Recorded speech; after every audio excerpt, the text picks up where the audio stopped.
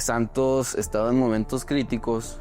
¿Qué crees que se pueda hacer? En aquella época nosotros había muchos pilares mexicanos. Hoy traes a jugadores extranjeros que pudieran desarrollarse, pero no tienes esos Carlos. O sea, de ahí en más me tocó muchas veces que estaba comiendo y estaba por llevarme el bocado a la boca y ¿puedo una foto? Y les decía, ¿me dejas que termine de comer y nos tomamos todas las fotos que quiera? Y había gente que se molestaba. Entonces, también tienes que entender a la otra persona. Pero yo sentía que la gente me exigía más a mí por ser de ahí que a los extranjeros. De hecho, hubo varias ocasiones en las que saliendo del estadio del antiguo Corona me abucheaban, o sea, la porra de ahí de... En algún momento, teniéndolo todo, ¿te llegaste a sentir solo? Sí. Sí, la verdad es que esto es inevitable. El aprender creo que es un camino doloroso. El evolucionar es un camino muy doloroso. Previo a ya salir a la cancha, sí me daba como ese nerviosito. Algunas veces hasta como que me daban ganas de vomitar. Pero me imagino que esto en partidos importantes. No, siempre. No, neta. Como que, pero a Cristiano me tocó jugar contra él con selección y con el América. A él enfocado en querer ganar, obviamente. Pero muy, muy derecho, caballeros. A mí me pareció una persona así. Y enfrentándote a alguien, ¿quién ha sido que te haya impresionado? Como que, ay, cabrón este güey. Neymar pudiera ser.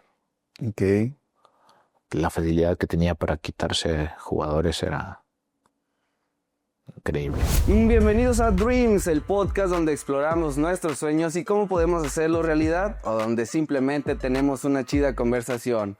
Mi nombre es Beto Saldaña y el día de hoy estoy muy contento. Es un placer presentarles un delantero de los más importantes que ha tenido México. Para mí me dio muchas alegrías en Santos, a otros en el América, a muchos en selección mexicana.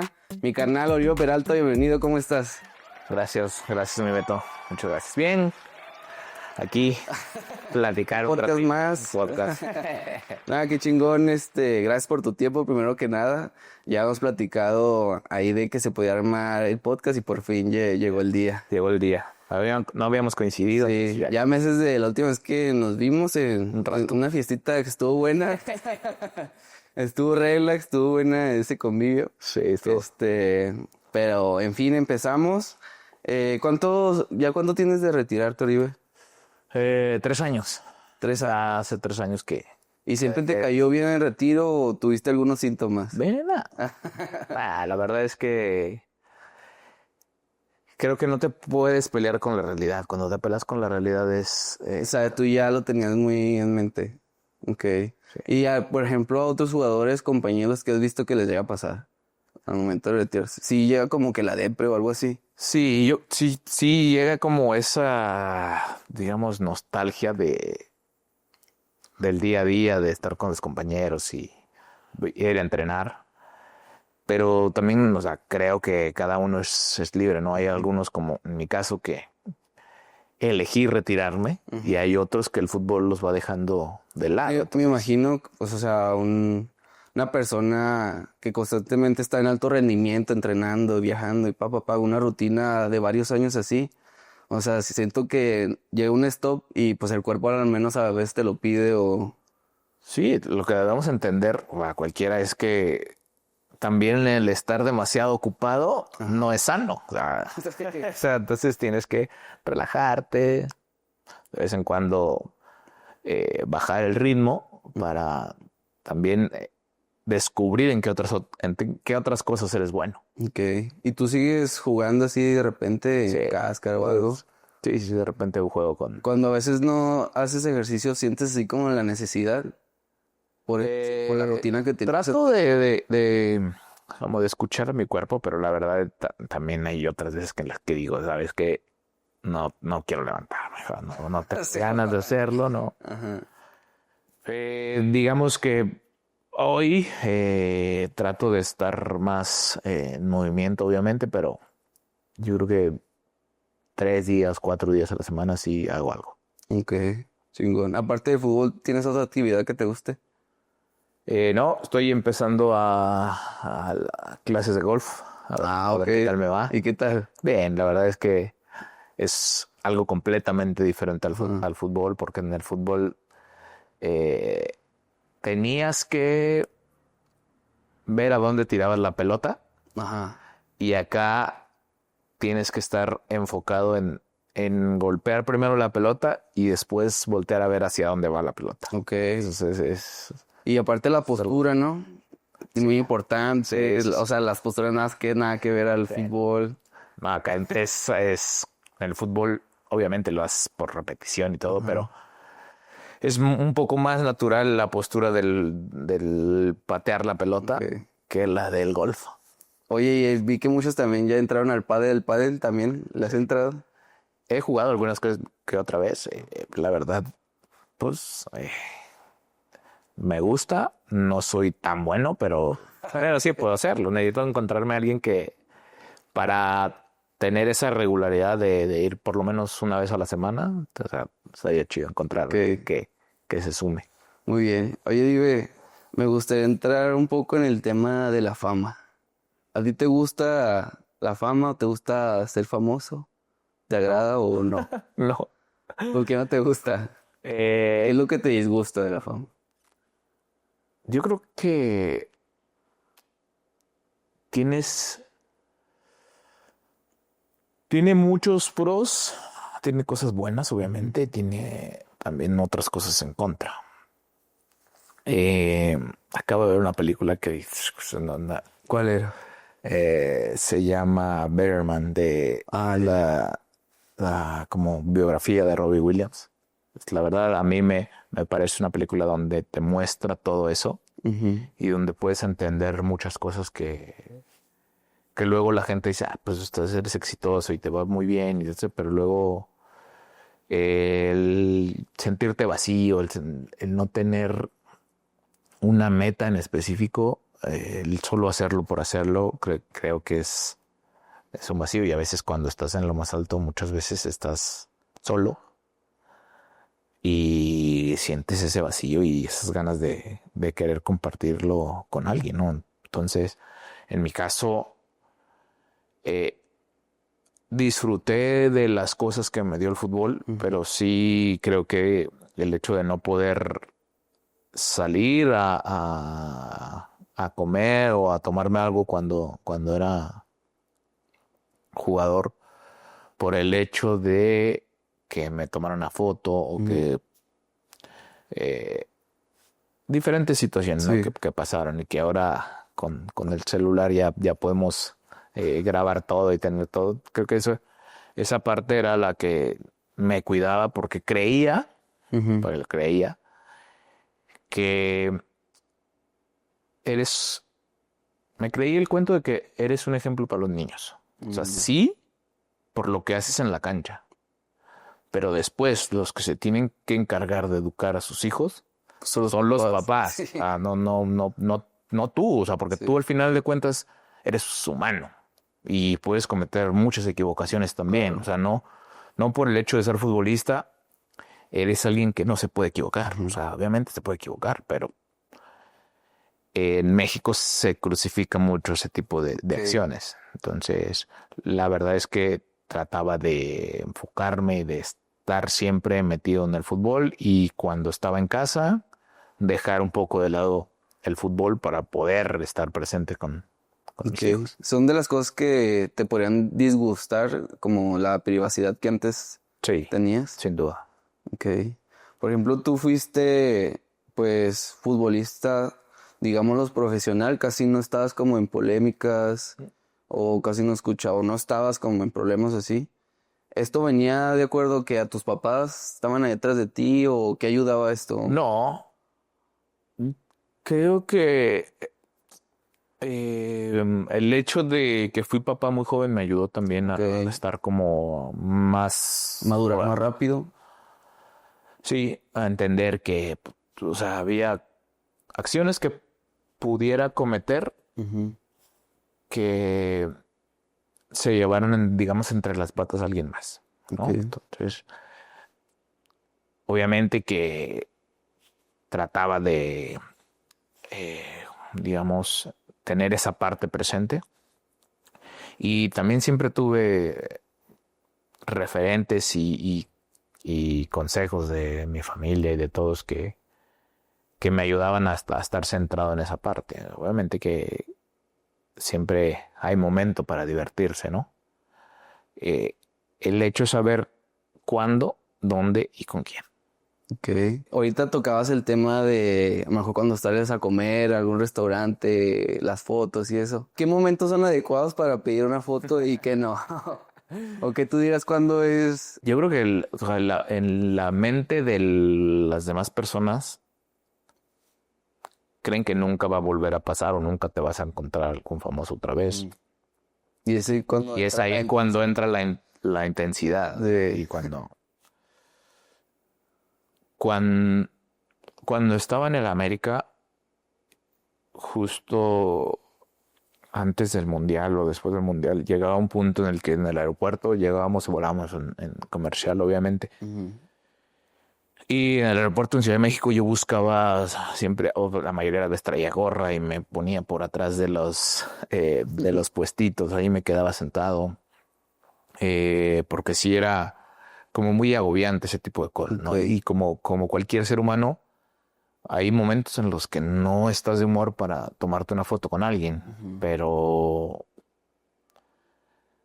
te obligan, te hacen, quedas mal, digamos, si no lo haces. Uh-huh. Entonces prefería retirarme, hacerme a un costado. Ya cuando estábamos por abordar el avión, le decía, desde antes le decía a uno de los que nos acompañaba de seguridad, digo, cuando esté por subir el avión, me avisas, por abordar el avión, me avisas, y yo ya me iba corriendo al avión. Uh-huh. Pero sí eran esos momentos donde obviamente no quiero llamarle presión, pero sí el deseo de dar siempre lo mejor en el equipo en el que estabas, sumado a que la afición era exigente, o sea, estar en selección, todo ese tipo de cosas, quieras o no, genera en ti emociones. Sí. Y para poder controlarlas, obviamente tienes que estar solo. Okay. Y entonces ya cuando aprendes a gestionar esa parte, te es más fácil convivir con la gente, te es más fácil. Un momento, tengo una historia de mi hijo, lo operaron Uh-huh. de una rodilla, está ahí en el hospital, ya estaba en recuperación y, o sea, todo cerrado para que no entrara nada, y uno de los enfermeros, varios de los enfermeros y enfermeras, ¿podemos hacer una foto contigo? O sea, yo con bata y todo. Yo creo que la mejor o la manera de cuando pedir una foto es pensar. Ponerte en los zapatos de... Sí, pensar si a mí en ese momento en el que está él, si yo estuviera en ese lugar, me gustaría que me pidieran una foto. Muchos van a decir que sí porque pues queremos ser famosos. Uh-huh. Pero no veas el hecho de que es famoso. Que el hecho un poco más allá de es una persona. Igual me tocó muchas veces que estaba comiendo y estaba por llevarme el bocado a la boca y ¿puedo una foto? Y les decía, ¿me dejas que termine de comer y nos tomamos todas las fotos que quiera? Y había gente que se molestaba. Entonces, también tienes que entender a la otra persona. Creo que ese tipo de empatía te haría que el famoso al que le estás pidiendo la foto se comporte de mejor manera contigo. Okay. ¿Tú recomiendas definitivamente, si no sé, al ídolo, al famoso que te gusta, si está comiendo, no es el momento? No, o sea, puedes estar, si estás en el mismo lugar, si puedes esperar, lo mejor es que esperes. Ok, sigo muy bien. Oye, ¿has tenido varios apodos? Sí. Del que yo me acuerde. Y los que no saben. De los primeros que yo escuché cuando estaba más morrillo fue Cepillo. Sí. ¿Quién te puso Cepillo? ¿Por qué te ponen Cepillo? Por el corte de pelo que traía primero. Okay. O sea, lo traía así como estilo los soldados, corto de los lados y como cuadrado. Cuando traía ese corte, llegué a Ceci Food, que Ceci Food fue donde empecé a Pues desde morro, entrenar en forma. Y un chavo de los que estaba ahí no sabía de mi nombre. Bueno, sí sabía mi nombre, pero como que se les hacía medio complicado porque no era común. Uh-huh. Entonces quería pedirme la pelota y cabeza de Cepillo, y de ahí, o sea, tú. Okay. O sea, y de ahí se quedó ya. Fue entre compas, ¿sí? Okay. Cepillo, de ahí se agarró. Y luego, el que lo sacó ya que jugaba profesional fue el Perro Bermúdez. El Perro Bermúdez se enteró de esto porque como empezaron a investigar de dónde venía, entonces se enteró de esto, entonces ya de ahí... Ya lo hizo más famoso el apodo. Sí. Oye, de los que has tenido, por ejemplo, también se escuchó mucho de Hermoso. ¿Y cuál es el que más te ha gustado de apodo? Pues, en realidad, prefiero Oribe, así, Okay. a secas. Y es algo que le decía a mi mamá, le digo, a ver, no entiendo para qué, o sea, las personas, o sea, en este caso los hombres, a muchos nos ponen apodos y nos conocemos por apodos. Uh-huh. ¿Para qué me pusiste un nombre?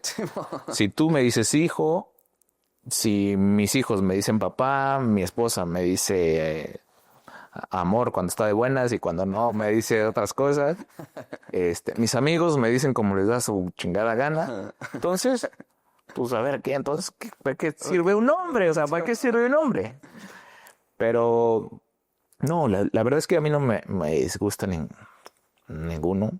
Creo que cada uno ha tenido un significado importante. Y esto hace que la gente, o sea, sientan que es cercana a ti.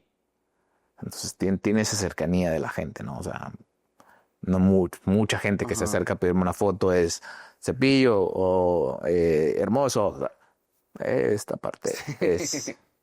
Ok. Pero se puede decir que en algún momento te desagradaron No, apodos.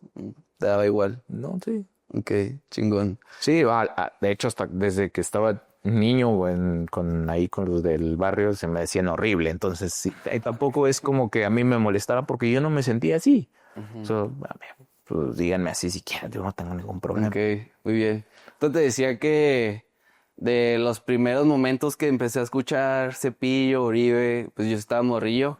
Me gustaría hablar de esa etapa. Pues para comenzar con esa etapa voy a sacar pues este recuerdo, ¿no? Te vas a tratar. Este recuerdo, yo empezaba a escuchar Cepillo, Oribe. No sé, me gustaría que la vieras. ¿Qué es lo primero que se te viene a la mente de esa etapa? Esta fue cuando recién llegué a Santos, 2006, por ahí. Sí, 2006. Y la verdad es que fueron momentos buenos, Uh-huh. digamos, porque pude jugar un poco más de titular y tuve muchas oportunidades, quedamos campeones, pero también fueron momentos donde yo no entendía por qué la afición. Fueron momentos complicados en los cuales tuve que trabajar en mí, no en lo que decía la gente. Sí. Porque estábamos peleando el descenso, había muchas situaciones así. Pero yo sentía que la gente me exigía más a mí por ser de ahí, que a los extranjeros. De hecho, hubo varias ocasiones en las que saliendo del estadio del antiguo Corona, me abucheaban. O sea, la porra de ahí era Sombra Norte, creo. Me abuchaban. Entonces, dije, pero yo no entendí. Dije, a ver, soy de los pocos que son laguneros. Sí. Y esto me hizo, a ver, ¿por qué te están abucheando? ¿Qué estás haciendo? Ponte a entrenar, a hacer cosas diferentes para que puedas revertir esto, ¿no? Total, nos salvamos del descenso, Sí. pude anotar un gol en ese final, en ese partido contra Cruz Azul. Y después quedamos campeones 2008. 2008. O sea, fue una etapa interesante. Fue una montaña rusa, ¿no? O sea, fue así, porque el torneo en el que llegué sí pude jugar más, pero ganamos un partido en todo el torneo. O sea, empatamos muchos, pero ganamos un partido en todo el torneo y lo ganamos contra el Atlante. Me tocó hacer 2 goles y pues, la verdad es que era como, estoy jugando, me siento cada vez mejor, pero no ganamos. Entonces era tener sentimientos encontrados porque pues por una parte siempre quieres tener participación. Ajá. Y por otra también pues, quieres ganar, pero no se estaba dando una, pero la otra no. Entonces había que hacer más cosas. Ok. Fue como mucho aprendizaje. Ok. Sí, pues aparte estabas muy joven también. Yo tenía 22. Ok. Tenía 22. Y desde ahí, ¿qué habías debutado? ¿Debutaste a los cuántos años? Debuté a los 19. Ok. No, pues sí, eran pocos años, ¿no? Apenas. Sí. Aparte había debutado en Morelia, perdón. Y luego me mandan a León. Luego me voy a Monterrey. O sea, llevaba un poco de... Ok. Muy bien. Ahorita me hizo un poco de clic, y me sorprendió un poco que me dijiste eso de que la gente de Torreón al ver que eras local, a lo mejor te ponía más presión. Y yo lo he notado, o sea, en este lado de redes sociales, creadores de contenido, sí, a veces la gente local de Torreón como que juzga más o es un poco dura. ¿Por qué crees que sea eso? No sé, o sea, yo lo he visto específicamente allá en la región, en la comarca lagunera, que es más dura ahí con los locales. No sé por qué sea, pero sí, yo creo que tiene que ser como algunos papás. O sea, entienden que si eres permisivo con los hijos, más adelante podrían convertirse en gente que no haga nada que no haga nada provechoso de su vida. Y me parece que esa es mi manera de ver las cosas. Sí. Si tú le exiges a alguien es porque tiene la capacidad de mejorar, Ok. ¿no? Si no, entonces creo que muchas veces nos enojamos por esa parte y yo pues, obviamente me enojaba, me frustraba en ese sentido. Pero en lugar de culparlos, buscaba cómo podía revertir la situación desde mi lado, ¿no? Porque no podía ponerme a explicarle a cada uno lo que significaba el estar ahí. Ok. Entonces, creo que es esa parte, el hecho de que saben el potencial y créeme que muchos en ese sentido lo hacen de esa manera. Habrá algunos otros que nomás lo hacen por joder. La leche. Sí, lo hacen por joder, pero creo que la mayoría lo hace porque saben de la capacidad y creen que puede ser mejor. Hoy hablando de esta misma etapa donde Santos estaba a punto de descender, que estaba en momentos críticos, tú desde esa etapa que lo viviste, que pues ahorita no sé si desgraciadamente o afortunadamente no hay descenso, que ahorita Santos se encuentra en momentos pues difíciles también. Tú que tuviste en esa etapa ya, ¿cómo ves ahorita la actualidad o qué crees que se pueda hacer? Ha cambiado mucho. Hay muchas situaciones. Tan solo el hecho de que hoy en día para el lagunero promedio es mucho más caro ir al estadio. Uh-huh. Entonces va el que puede, no el aficionado real. Okay. Que muchos también son aficionados, ¿no? Pero antes tampoco había redes sociales. Había, pero no estaban tan exponenciadas. Menos presión, se podría decir. No, ¿Cómo? yo creo que la presión te la pones tú solo, no es presión pues de la gente, porque es algo en lo cual pues, tienes un trabajo privilegiado, la verdad. Tienes un trabajo privilegiado. Si bien lo has construido desde niño por todos los entrenamientos y por estar siempre en disciplina, esta parte puede afectar, ¿no? El hecho de que las redes sociales hicieron que los aficionados se sintieran más cercanos al equipo sin ir al estadio. ¿Ok? Entonces, cuando tú te sientes más cercano con alguien, es más fácil que le digas las cosas que está haciendo mal. O que tú crees que está haciendo mal. Entonces, creo que las redes sociales se hicieron para eso. Sumado a esto, hay muchas personas en el mundo que viven ahí. Ese es su mundo. Y no están haciendo nada afuera. Entonces, esta parte también puede ser frustrante, ¿no? Porque te escondes atrás de una pantalla y atrás de una pantalla es el más chingón. Sí, es más chingón. A mí me gustaría que la gente se pusiera a pensar qué harían ellos si tienen un cabrón cuando estén trabajando aquí al lado, o sea, en este caso en las tribunas o en las redes sociales, que siempre te está diciendo, hey, eres un pendejo, corre más, haz más. ¿Cómo se sentirían? O sea, entiendo que muchos pueden decir, tienen que estar acostumbrados a la presión. No, la presión no te la pone el que te estés gritando, güey. La presión te la pones tú solo para alcanzar esos objetivos que te planteaste.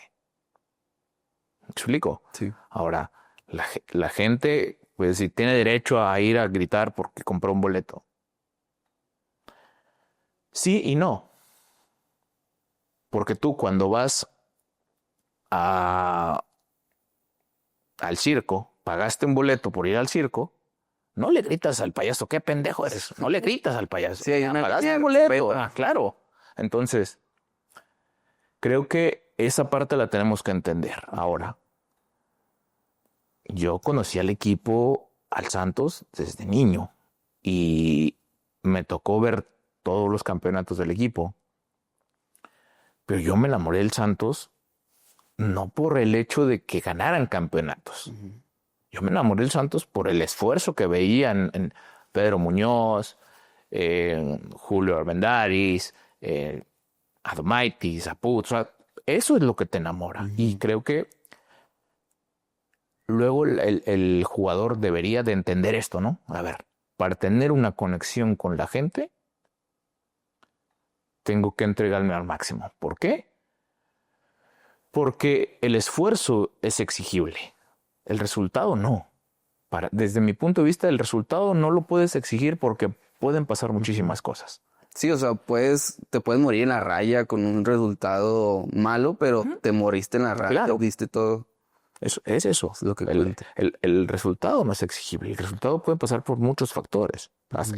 Incluso puede hasta influir el árbitro, que eso está fuera de tu control. Lo que está dentro del control del jugador es máximo esfuerzo.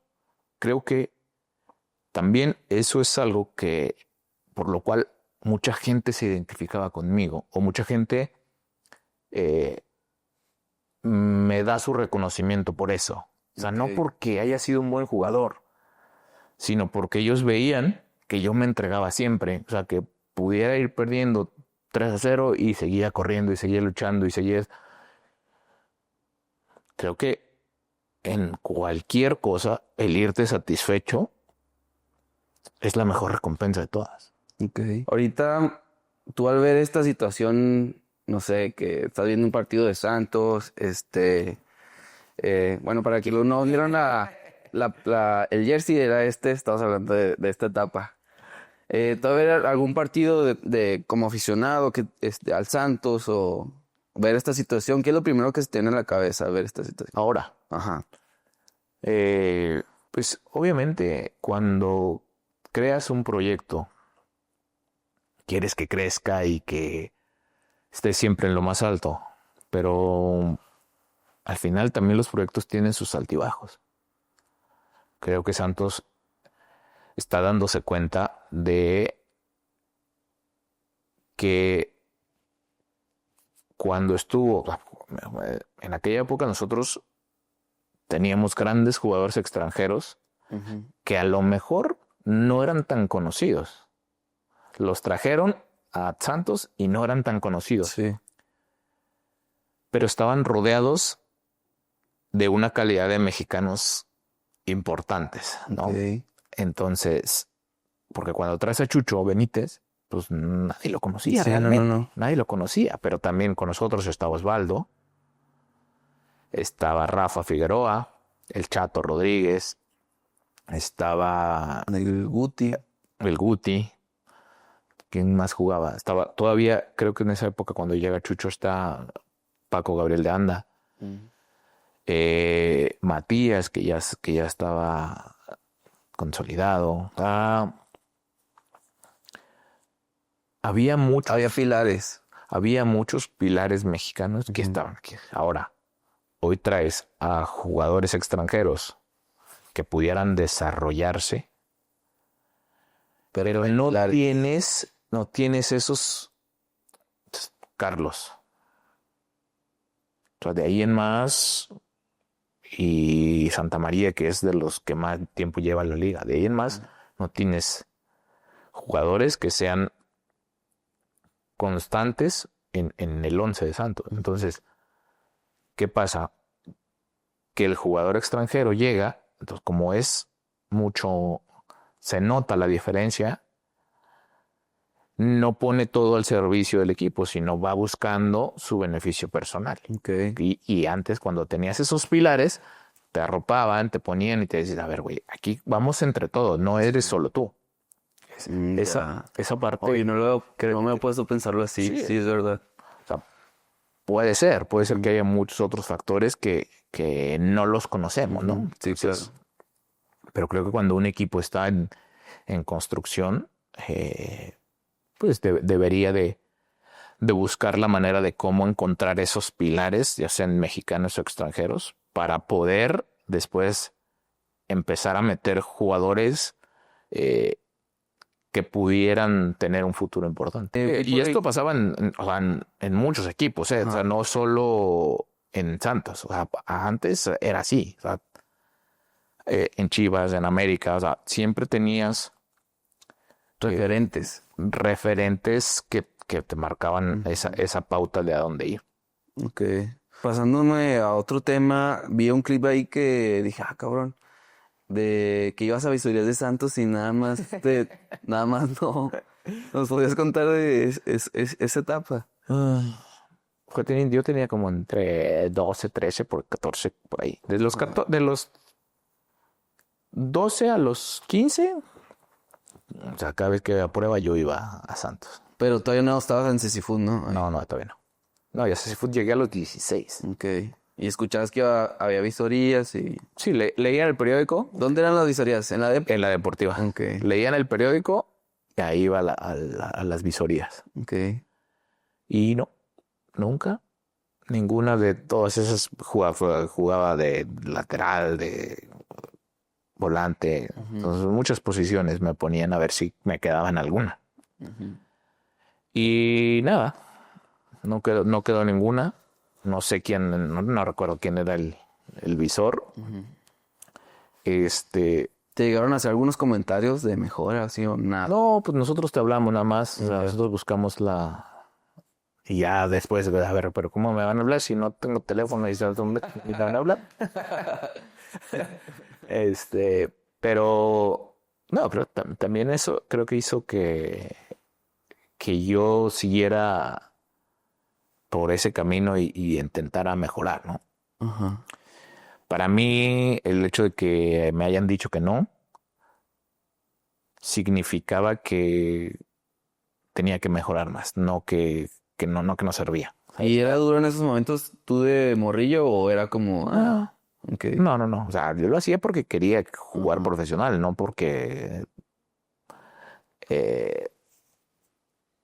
estuviera ya quiero entrar, ya estoy metido. No, para mí era ir porque tenía la oportunidad de entrenarme para ser mejor. Ujú. Pero tampoco no es como que pasaba nada. Obviamente en el momento dices, pues me hubiera gustado estar. Pero a mí lo que realmente me gustaba era jugar fútbol y pues, jugar fútbol lo podía hacer en cualquier lado. Okay. Entonces, pues nada, ya después, tiempo después, cuando llego a CeciFoot, tuvimos un partido amistoso en Santa Rita Ujú. contra la selección sub-17. Y ahí estaba Memo Cantú. Okay. Y en este caso el que era el dueño de CeciFoot, estaba ahí en Santa Rita viéndonos jugar y todo. Estaba platicando con Cantú y le dijo, oye, Cantú preguntó, ese chavo está interesante, ¿quién es? Y dijo, pues no lo quisieron en tus Santos, güey. Es que feo. Las vueltas que da la vida, ¿no? Sí. Oye, ¿y siempre jugaste de delantero de morro? No jugué de todo. De todo. Pero así donde constantemente ya empezaste a jugar. Ya más grande. En otro lado. Ya más grande. Okay. Más grande me pusieron de delantero. Pero, o sea, jugaba de lo que fuera, de defensa. O sea, bueno, las infantiles. Ahí jugábamos en un torneo Gidal y jugaba a veces de defensa, de lateral. Okay. ¿Y no te llegó en algún momento como que la posición, esta está chida? Otra. No, Todavía. o sea, lo que quería ganar era siempre jugar, ganar y si podía meter goles, pues... Ok. Oye, viviste un momento muy drástico, igual en esa etapa de morro, que en meses de estar jugando en la partida, hasta jugando con güey ya posicionados Creo que cuando tú estás convencido de algo, Ajá. no importa qué tan lejos se vea. Cuando tú estás convencido y empiezas a dar, o más bien das ese primer paso, llega gente que te ayuda y que te hace más fácil el camino. Pero tienes que estar convencido. Si tú das un paso dudando, vas a ver muchas complicaciones en eso. Entonces, yo estaba convencido de que quería jugar. Convencido de que quería ser profesional. Y después de CeciFoot todo fue muy rápido. Fue este partido que te dije contra Sub-17 de la selección. De ese partido nos convocan a mí y a otro amigo de CeciFoot. Y éramos los únicos que no teníamos club. Estábamos en CeciFoot todavía. En una de estas convocatorias, porque el siguiente año era el premundial, en enero. En una de estas convocatorias, a mí me dejan entrenando con la selección mayor. Ok, entonces, ¿quiénes estaban en ese momento, te acuerdas? Estaba Jared, o sea, nos dejaron a mí uno de Chivas, que se apellidaba Mendoza, Juanchito Mendoza.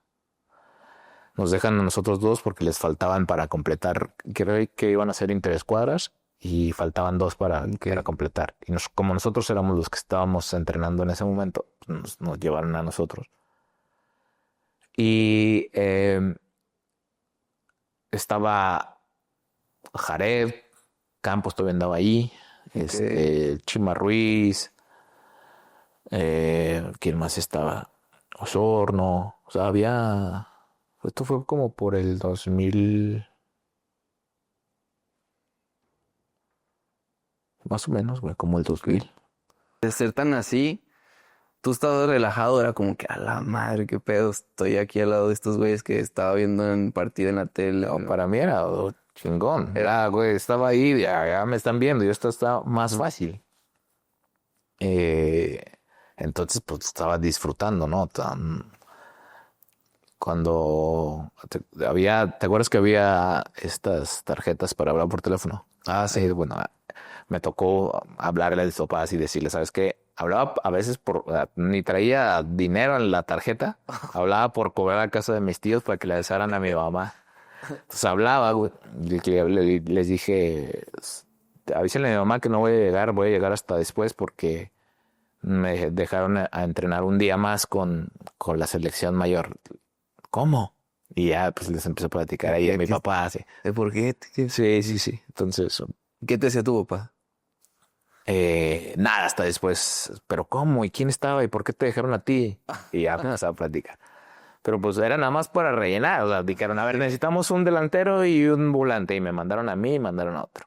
Ok. O sea, ya. Oye, por primeros acercamientos ya con figuras, se podría decir, pues a veces se ha escuchado que a veces ya consolidados son un poco mamones o así con gente que va, o jóvenes. ¿Te tocó así con alguien que te llegara a tratar? Sí, esto era antes. Antes se acostumbraba a eso. Eran muy pesados y creo que también antes te costaba un poco más llegar a primera división. Ok. Te costaba, o sea, no era tan fácil. Hoy muchos van y entrenan con primera y luego lo regresan. Creo que antes era mucho más fácil, más difícil, perdón. Eh, pero en ese entrenamiento en particular, la verdad es que no me tocó alguien que se fuera así de pasado de lanza, pero sí me tocó convivir con muchos y que no te trataban mal. Ujú. Al menos a mí no me tocó que alguien me tratara así, o sea, pero sí creo que los entrenamientos eran muy pesados. Ya que estaba en Morelia, una vez Rubén paró el partido en el interescuadras porque Darío Franco y Jorge Almirón en negro me estaban pegando muchas patadas. Y ya era muy notorio. Lo paró. Muy notorio y lo paró y dijo, a ver, o sea, lo van a lesionar. ¿Cómo se trata? Si no lo van a lesionar, no sé. Sí, pero yo estaba muy bien, estaba confiado, estaba haciendo muchas cosas.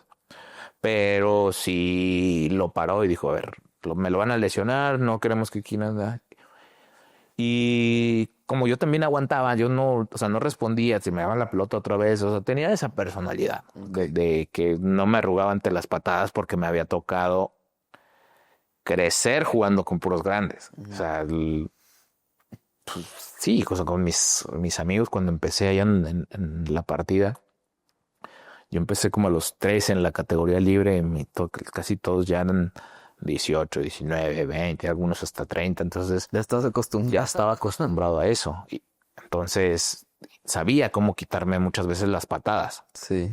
Entonces tampoco era como que, pues a mí me gustaba el balón y pintarle la cara al que sea. Oye, hace ratito que hablamos de la fama, me acordé, y hasta tú hiciste el comentario ahí que a lo mejor puede estar en algún momento, pero te ibas a sentir, no sé, solo. ¿Te pasó que en algún momento teniéndolo todo, te llegaste a sentir solo? Sí. Sí, la verdad es que esto es inevitable. El aprender creo que es un camino doloroso. Evolucionar es un camino muy doloroso porque tienes que estar solo para pasarlo. O sea, no hay alguien que te pueda decir es por acá o si haces esto vas a evitar ese dolor. Creo que es un transcurrir de las personas para hacerte más consciente de todo lo bueno que tienes, porque muchas veces estamos esperando el reconocimiento de alguien más, aunque tengas toda la fama, Sigue esperando. esperas el reconocimiento de alguien. O sea, en este caso, o sea, pues voy a volver a la película, porque la película la verdad es que me marcó mucho, o más bien me hizo acordarme de cosas que había pasado. Ok, reflexionar. Sí. O sea, ese tipo de cosas. Por ejemplo, yo sí me había pegado a mi esposa y el hecho de que ya lo habíamos hablado antes, pero el no sentir ese reconocimiento hizo que como me dije, pues estoy haciendo todo bien, en todos lados me reconocen, pero llego a la casa y me la hacen de pedo, pues como que no, algo no está bien. Habíamos hablado nosotros desde antes, ya que llevamos... Pero esto en qué etapa más o menos, o sea... Esto, cuando estuve en el América. Ok, ya había pasado... Sí, había pasado un buen rato. Ok. Entonces, esta parte, por ejemplo, nosotros habíamos quedado de, a ver, afuera eres futbolista, llegas a casa, dejas el uniforme afuera y papá, esposo, chofer, todo lo que involucra un padre de familia. Okay. Pero obviamente la fama, el estar, el que te reconozcan, te hace, como quieras o no, que el ego se infle. Y luego ella, hoy ya varios años después, me dice, es que yo no quería reconocerte porque sentía que te ibas a elevar más. Yo lo que quería era ponerte los pies en la tierra. Pero, o sea, fue un tema de comunicación más que otra cosa. Y yo también le dije, a ver, me paré y dije, llegaba a mi casa, no me reconocían, que me había ido bien, ¿sabes? Ni me preguntaban cómo te fue. O sea, ese tipo de cosas que eran más mías, porque pues al final yo lo hacía porque me gustaba el fútbol. O sea, entonces no necesitaba ese reconocimiento, ¿sabes? Pero el ego de decir, pero güey, todo el mundo te alaba y ella no. Ah, entonces algo estás haciendo mal. O ella también tiene que alabarte, güey, porque lo estás haciendo. Entonces, esa parte me hizo a mí voltear a verme otra vez. Que antes sí, he sido alguien muy, muy autocrítico en ese sentido. Y voltear a verme y decir, a ver, Uribe, no necesitas el reconocimiento de nadie. Haces esto porque te gusta jugar fútbol, porque es lo que amas hacer, güey. Entonces, ahí fue cuando yo me di cuenta que estaba por tirar a la basura todo lo que había construido con ella. ¿Habrá algún otro momento u otro parteaguas donde tú dijeras, ay, güey, sí estoy muy elevado? O sea, ando No, yo creo que subidito. Yo creo que ahí fue ese momento, porque la pelea no era con los de afuera, ¿no? Era conmigo, era el decir, güey, pues no necesitas ese reconocimiento. Era el ego que de decir, güey, pues tú eres el más chingón, tú tienes que estar, tienes que ser. Todos lados te abren la puerta, te dejan pasar, güey, te dan todo gratis. ¿Crees que es normal que alguien, una persona que está pasando por un éxito, ya sea económico, de logros, tenga que pasar por eso, por el ego del ser humano? Es normal. Es muy normal. Pues yo creo que mientras más autocrítico seas, más rápido vas a salir de ahí. ¿Sabes? Porque no todos van a hacer esto. O sea, a lo mejor a mí se me había olvidado muchas cosas. Ahí empecé a contar historias de muchas cosas que me hacían como estar aterrizado en ese sentido. Y tú sabes que en Torreón es mucho de cerveza, de caguamas, de esto. Entonces, mis tíos, por parte de mi mamá, siempre se juntaban ahí con mi abuela. Y pues, mi abuelo siempre fue como alguien que quiero que estudien, porque es la manera de progresar, aprendan, estudien, yo me encargo de todo. O sea, tengo un tío que era doctor, dentista, veterinario, maestro, secretarias, tengo de todo. Sí. Y por parte de mi papá era trabajar, güey. Trabajar en la música todo el tiempo, se iban a todas las bodas, fiestas, 15 años, todo este tipo de cosas. Pero con mi abuela, con mi mamá, ponía cada uno su billete, te dejaban el bote de las caguamas para que fueras a comprarlo, porque enfrente había un expendio. Y el más joven, al que le pudieran vender las cervezas, o sea, si ya tenías 18, ya podías ir a comprar cerveza. Y el más joven iba y ponía la lana y iba por las cervezas. Y me tocó, fue como 2005 por ahí. 2005, 2006, antes de llegar a Santos. Yo estaba en Monterrey y llego ese día, o sea, llegué al fin de semana y empiezan a hacer la cooperacha para ir a comprar las cervezas. Entonces ponen mi papá, ponen mis tíos, pongo yo lo mío y no había nadie más chavo que yo. Entonces me dan el bote, me dan el dinero y voy a ir yo. Sí, aquí no eres jugador, güey. Entonces esa parte como que me hizo como ir ahí pues sí es cierto, hay otros, o sea, yo tengo que respetar a los más grandes. Sí. Y también ellos tienen su profesión y creo que es mucho más respetable que la mía. Así lo veía yo. Y eso me hizo como estar muy tranquilo, pero ya el llegar a la América, acceder a muchas otras cosas por el solo hecho de estar en el América, hace que el ego se eleve sí o sí. Pues comentabas, ¿tu papá tenía un grupo? ¿Por qué cómo sacaba lo de la música? Mi papá, bueno, los tíos de mi papá. Ok. Los tíos no, los hermanos de mi papá eran músicos, todos de grupo versátil, tocaban de todo. Era más, yo creo que más cumbias, ¿no? Más cumbias, norteñas. ¿Y tú aprendiste a tocar algo? No, andaba con ellos ahí todo el tiempo, pero la verdad es que nunca tuve esa paciencia para sentarme y aprender a tocar algo. Pero no, me gusta mucho la música, respeto mucho a los músicos porque veía todo el esfuerzo que había detrás. Pero no tengo la paciencia. Sí. Creo que hoy pudiera sentarme a aprender algo. Oye, como el Rodo, yo no sabía que tocaba a toda la madre. Sí, toca.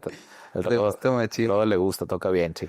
Oye, también hubo un momento donde si no fuera por ese momento no tendríamos, no sé, a los aficionados de Santos, de selección, de América, varios títulos y goles, donde tu mamá te jaló las orejas y pues te echó para adelante, ¿no? Creo que estabas a punto de tirar la toalla. En Morelia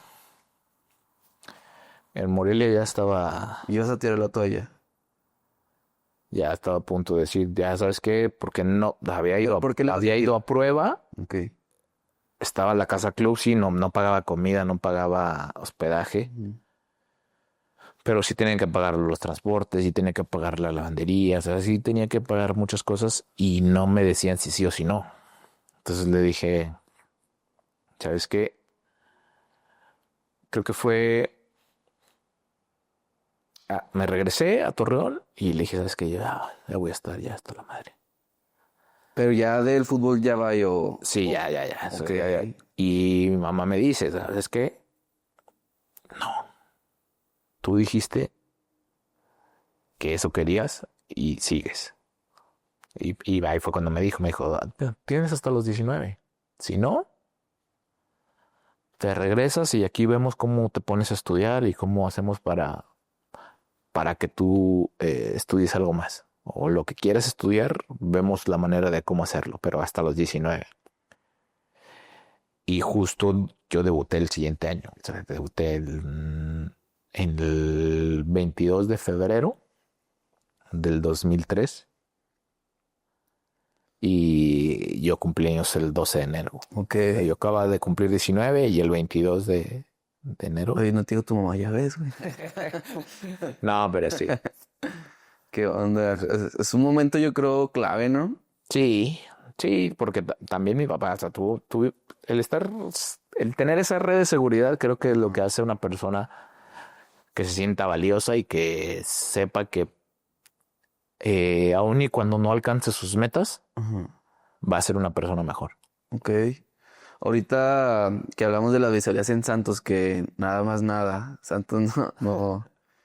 ¿Crees que sea clave que no te encajes en el equipo de tu localidad, de tu ciudad y te pruebes en clubes de otras ciudades como para la oportunidad? ¿O tú qué le dirías a los...? Sí, creo que sí, porque, bueno, obviamente depende de tu mentalidad, ¿no? Pero mientras más salgas de tu zona de confort, va a ser mucho mejor. Okay. O sea, a todos nos gusta la zona de confort, obviamente, pero mientras más te esfuerces a salir de esa zona de la burbuja, esa zona de confort se va a hacer mucho más grande. Okay. Esa zona de confort, a mí me gusta estar aquí a toda madre sentado. Esa zona de confort. Pero si me muevo y me voy a la cama, voy a estar más cómodo todavía. Y si me das un control de PlayStation y lo conectas a la tele, vas a estar más cómodo todavía. Y me pones una cerveza. O sea, tienes que probar más cosas para que esa zona de confort se vaya expandiendo. Ok. Entonces, sí le recomiendo. Sí. Si tienen la oportunidad, pruébense en otra ciudad. Sí, si tú lo tienes claro y quieres mejorar y tienes esa mentalidad, obviamente que no tienes que ir de tu ciudad. Pero si crees que te cuesta salir de esa zona de confort, si te da miedo salir de esa zona de confort, creo que lo mejor es salir. Sí, porque yo veía compañeros muy, muy buenos y iban a Miseria de Santos, se quedaban, regresaban, se quedaban, pero era siempre en Santos, siempre en Torreón. Y decía, o sea, y a veces veía carreras de otros futbolistas que les pasaba eso, pero se iban a otras ciudades y ya, y ahora sí. Sí. Y yo decía, ay, güey, o sea, No, pudo eso haber un pasa cambio. porque hay mucho jugador en el fútbol mexicano de Sinaloa. Y Sinaloa no tuvo equipo hasta los 2000, o sea, Dorados, por ahí. Sí. Entonces, dices, ¿cómo vas a tener un estado que no tiene un equipo representativo? Saque tantos jugadores. O sea, Sí, está. está raro, ¿no? Sí. Entonces, es el salirte de esa zona de confort, es el decir, pues me tengo que ir de aquí si quiero cumplir mi sueño. Y me parece que es lo más sano para ti, porque cuando estás cerca de tu mamá, de tus papás, de tus familiares, todo es mucho más cómodo. Ok. Sí, luego pues te empiezan a desviar de que ya métete mejor a la escuela, este tipo de cosas. No, que O sea, es bueno, ¿no? También. hoy lo puedes hacer. Hoy tienes esa posibilidad de estudiar en línea, Ya, de terminar una sí, carrera ya había de eso. y antes no lo tenías. Sí, es verdad. Entonces, esa parte creo que está chida. Ok, chingón. Tienes eso. Oye, Origo, me gustaría platicar un poco de la rutina que tenías antes de un partido, a lo mejor partidos importantes, de un día antes, cómo te concentrabas, en qué momento empezabas a sentir tal vez miedo. ¿Nos podrías platicar cómo era tu rutina? Pues en los equipos concentrábamos siempre un día antes. Ujú. La verdad es que nunca he sido como alguien que haga lo mismo constantemente, pero previo al partido sí tenía como ya pasitos a seguir, que era, pues, si nos citaban el partido a las 7 y a nosotros nos citaban para irnos al estadio, no sé, 4:30, 5, y una hora antes de esto yo me metía a bañar, me metía a rasurarme, Ujú. para estar listo a la hora eso, a la hora que nos teníamos que ir. En el camión me ponía los audífonos, dependiendo del estado de ánimo que trajera, ¿Era lo que escuchabas? era lo que escuchaba. Pero usualmente más o menos, ¿qué escuchabas? De camino en el camión Ajá. ponía eh, como algunas veces cumbias, algunas veces ponía rock en español, o ponía Maroon 5, Coldplay, este tipo de cosas. Ya llegando al estadio tenía una playlist que la trataba de poner siempre, que era más rock, así pesadón, Ok. porque como que eso Te prendía más. te prende más y es más fácil como estimularte por el medio de la música. Entonces lo usaba así. Oye, y en cuanto a los nervios, No tenía nervios como tal, pero sí era antes de entrar a calentar, nada. ok. Previo a ya salir a la cancha, sí me daba como ese nerviosito. Algunas veces hasta como que me daban ganas de vomitar. Ok. Es, Pero me imagino que esto en partidos importantes, no, ¿no? es siempre. Ah, no, neta. Como que Daba ansiedad. no sé, pero mi cuerpo como que se estaba preparando para eso. Ok. Entonces, esa parte como que me daba ganas de vomitar. Algunas veces sí iba al baño y, o sea, no vomitaba, pero sí, porque como que mi cuerpo se estaba preparando para eso. Estaba intentando sacar Ok. esa emoción. Y ya antes del partido me enfocaba al 100 en estar tranquilo. Ok. Porque creo que cuando estás tranquilo es como más fácil tomar decisiones. Entonces no podía seguir con ese con ese mood de estar escuchando música, de calentar a tope y de salir a la cancha y de alentar a todos para atrás. Entonces, previo a que salíamos a la cancha en la caminata y esto, ahí era donde como empezaba a bajar el ritmo para cuando estuviera el partido ya empezar. Y ya cuando estás a punto de empezar el partido, ¿te aíslas como de todo? ¿Te concentras o cómo? Sí.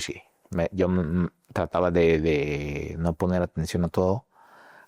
Algunos me decían, oye, ¿por qué estás con tus audífonos todo el tiempo y estás desconectado de la gente? ¿Por qué no convives con los demás? Digo, güey, porque no, estoy concentrando, estoy empezando a decirme cosas que me pueden ayudar. Y te hablabas muy cabrón. Sí, creo que es necesario para dar un buen desempeño siempre. Sí, claro. Aunque seas parte de un equipo, es necesario salirte para después poder tener mejor comunicación, tener máxima concentración, obviamente, y dar ese máximo que el equipo necesita. Me gustaría saber tu etapa como de crecimiento, igual también ya consolidado, a lo mejor también hubo referentes o a qué delanteros le aprendiste, a qué delanteros, no sé, le aprendiste tus recortes. Eso fue como muy natural, eso lo aprendí. Las jugadas que solías hacer. Sí, fue como muy natural porque veía a Ronaldo, al Fenómeno, y él tenía mucho dribbling, mucha gambeta. Y me gustaba ver cómo dejaba tirados a los jugadores rivales, y yo no tenía tanta calidad como él. Entonces empecé a ver, si el jugador normalmente por inercia, si yo voy a patear, muchos se van a tirar. Entonces empecé a buscar la manera de cómo hacerlo y de cómo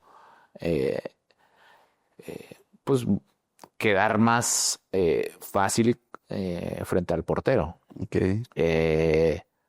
Obviamente que todo esto tuvo que pasar por práctica y por equivocaciones y por todo eso, porque muchos entrenadores que me decían que estaba haciendo una de más.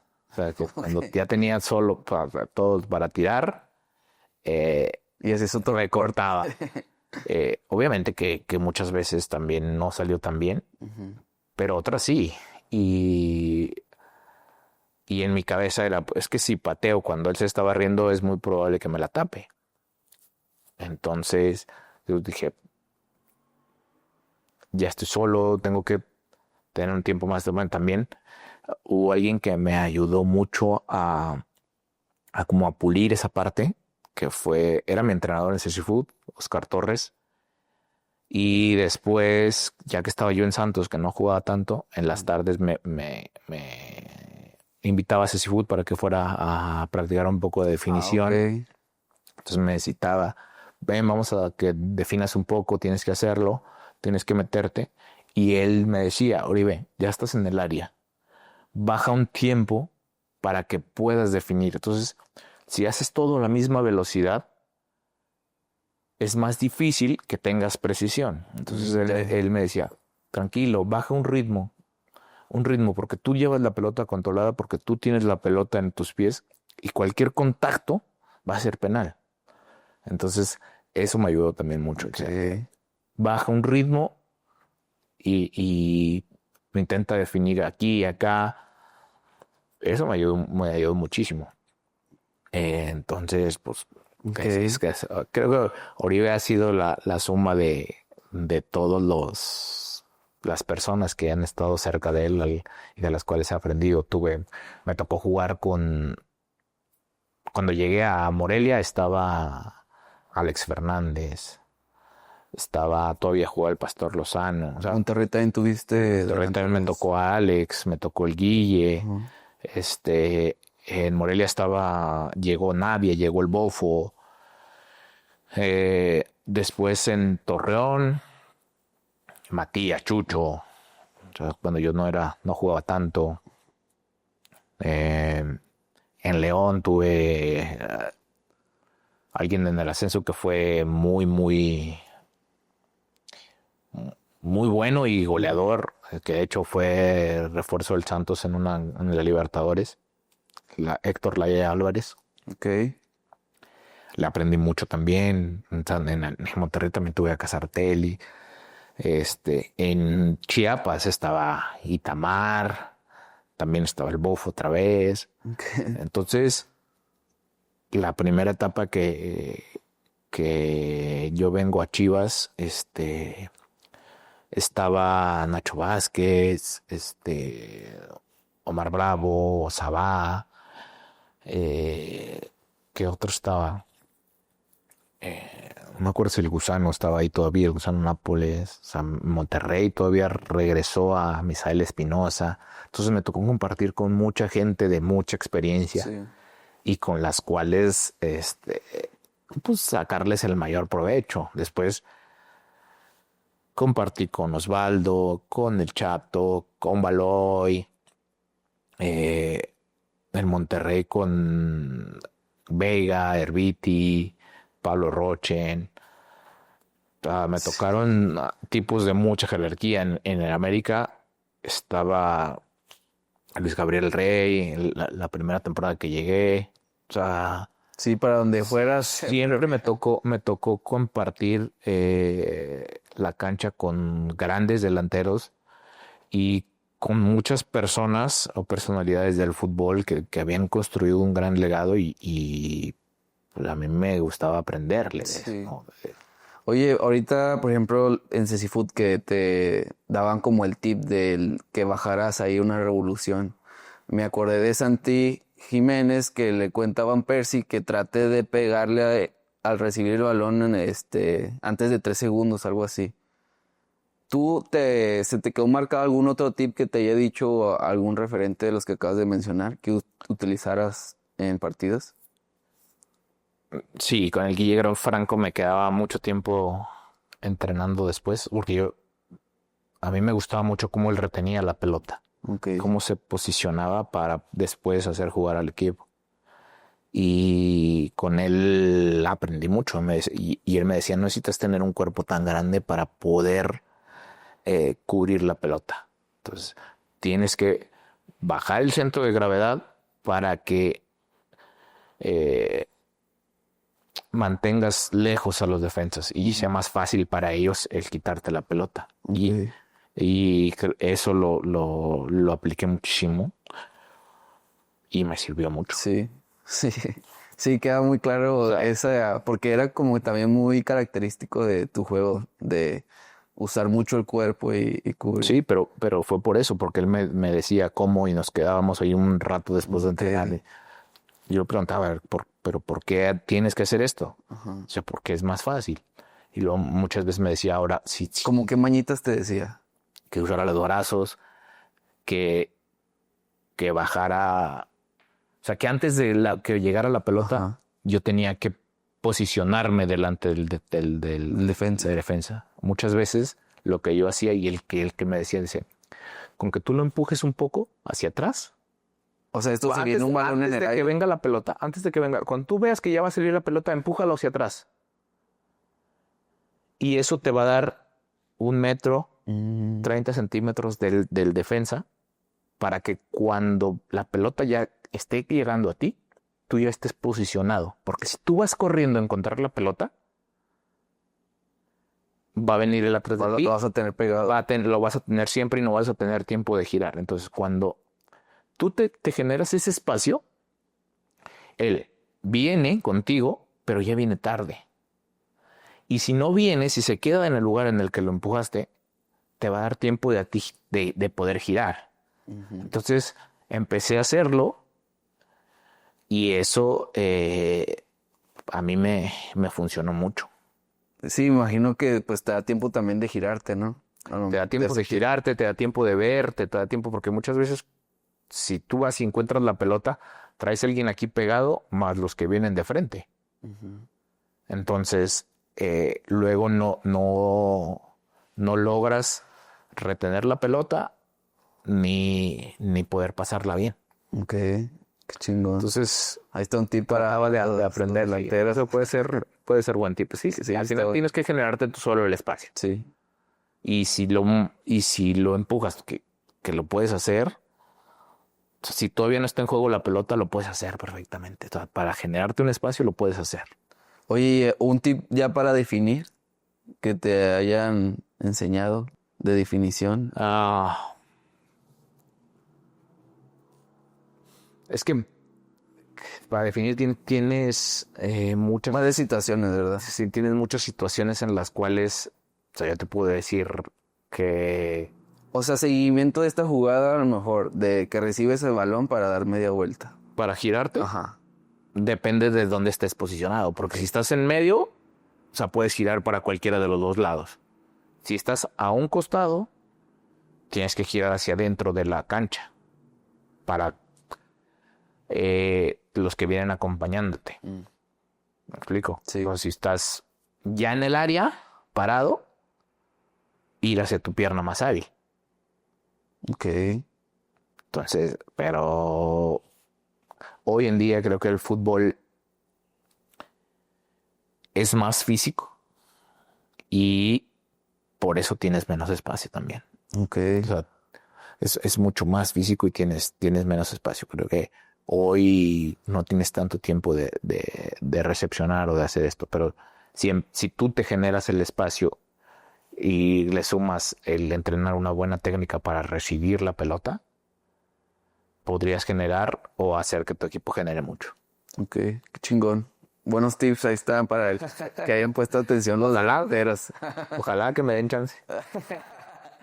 Oye, bien, pasando a un tema de finanzas. Veo cada vez más podcasts como que le ayudan al futbolista como a llegar a este círculo, este ámbito, ¿no? En tu tema, ¿te llegó la información de, oye, no vayas a regarla en esto? Sin duda, la influencia que he tenido de mis papás y mi familia ha sido importante. O sea, pese a que mis papás no tuvieron una educación profesional, sí eran mucho de ahorrar.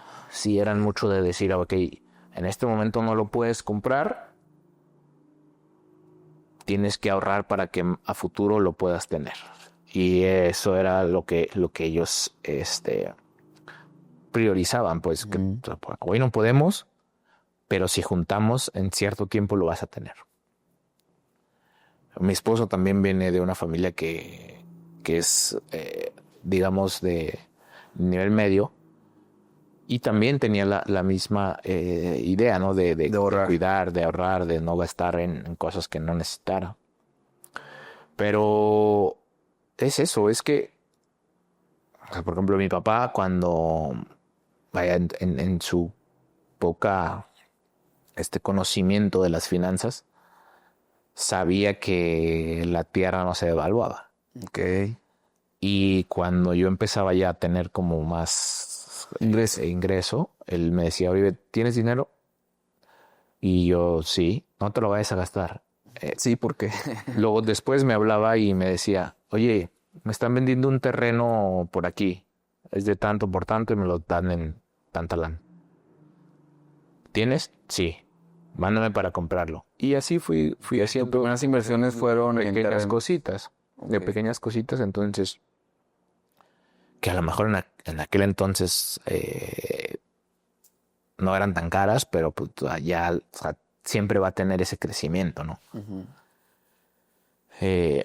Y después fui rodeándome de gente que sabían, ya sabían y que me decían, ya puedes invertir aquí, pues de aquí puedes ganar más. Okay. Pero también creo que el hecho de tener muchos referentes que se habían quedado sin nada, también te hace como que pararte y decir, a ver, yo no quiero ser como ellos. Yo quiero, después de que me retire, vivir una vida buena, no estar pasando porque tengo que ir a jugar a tal lado para ganar más lana. La verdad es que no. Entonces empiezas a buscar la manera de relacionarte con gente que sepa de eso. Oye, sí pasa mucho, ¿verdad? Eso de los... Sí, hoy en día creo que el futbolista es más consciente de esa parte, de que esta es una carrera que se puede acabar muy rápido. De tantas anécdotas que he visto, creo que, o sea, no fuiste futbolista si no te estafaron o te llegaron a estafar.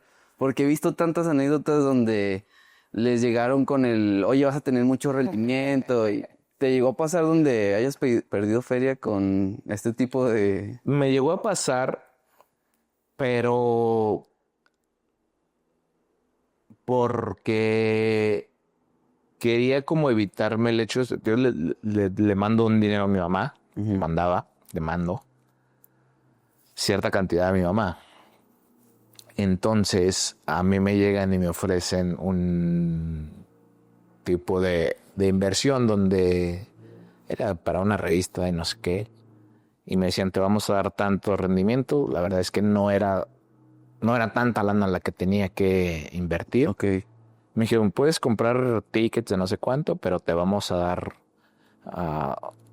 más o menos la cantidad que yo le mandaba a mi mamá mensual. Ok. Y yo dije, ok. Así yo pongo ese dinero a trabajar. Ajá. Y de ahí le mandan el rendimiento a mi mamá. Entonces, pues no. Es mucho más fácil y así no se me olvida si le tengo que mandar o no. Eran 250,000 pesos. Ok. Pero... la inversión. Sí. Pero yo lo hice por eso, porque para que de ahí le mandaran a mi mamá y mientras yo ponía a trabajar ese dinero. Y le cayeron creo que 2 o 3 meses nada más. Y luego ya le pregunté al siguiente mes, oye, ma, ¿te cayó? No. ¿Cuándo me iban a depositar? Tal día.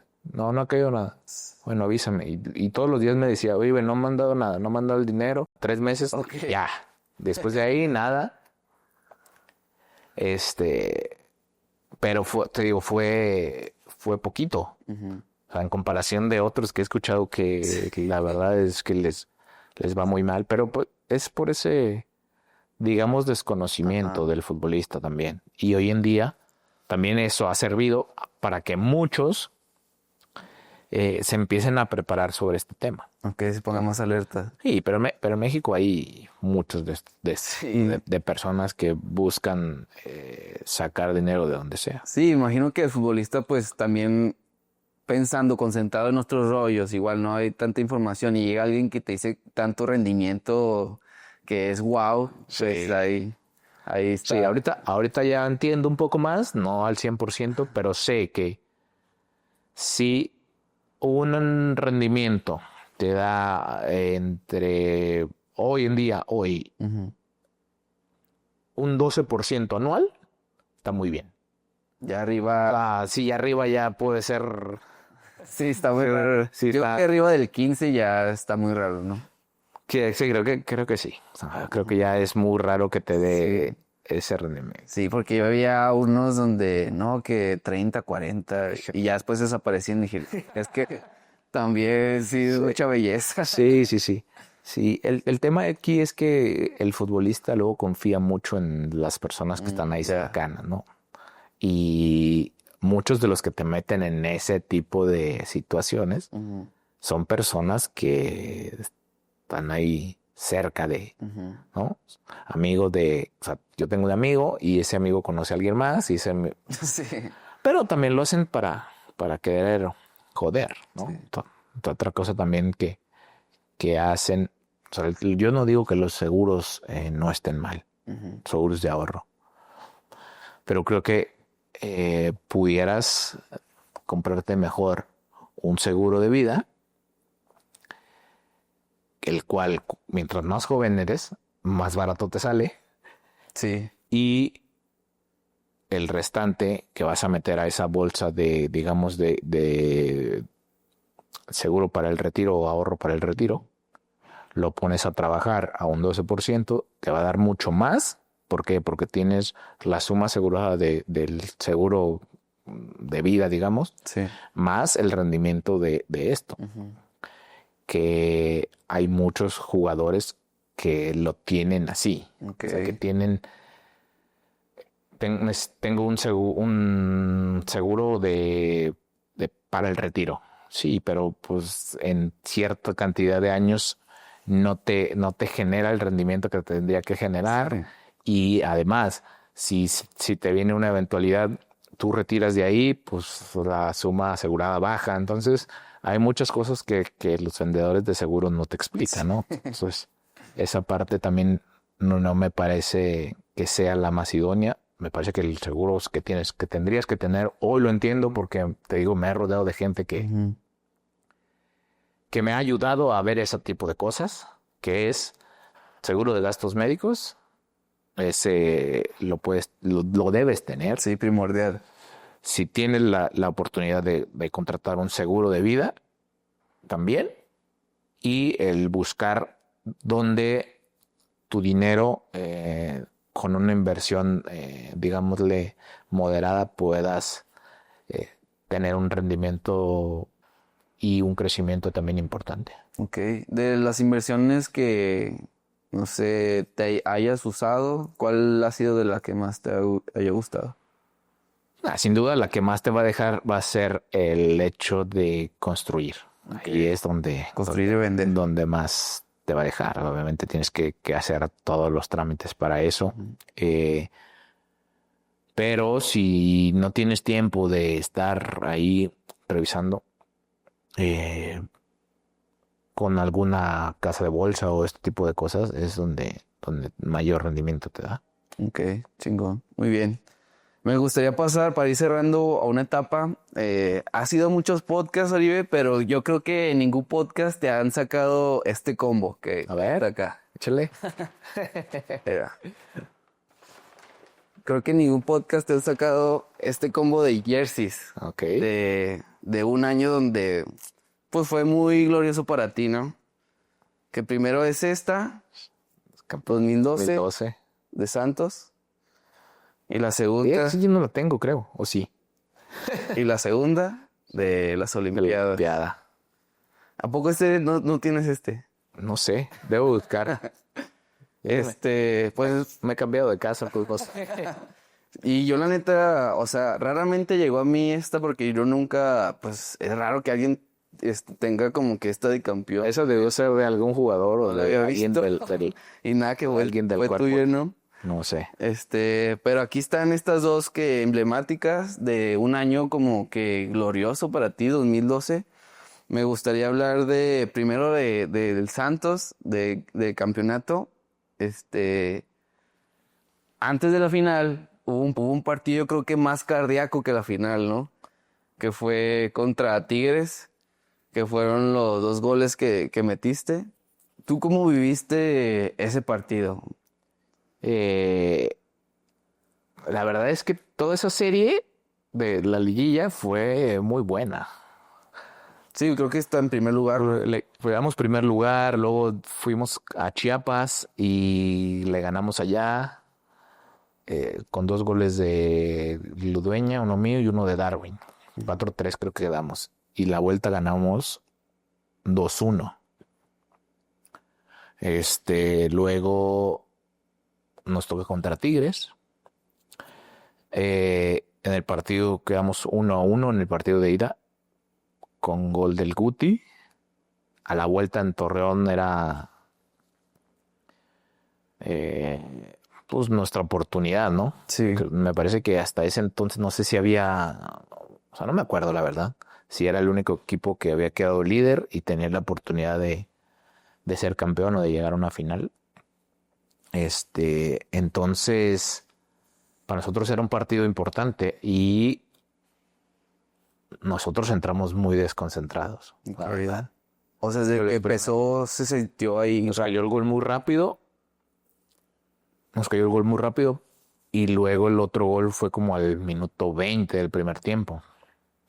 Tuvimos opciones después, no tan claras, pues no entraba. Entonces sí llega un punto en el que te empiezas a desesperar. Okay. Para mí, la jugada clave fue la de Lucas Lobos que falló. Que la falla y después en el rebote le cayó a Osvaldo. Entonces esa sí creo que fue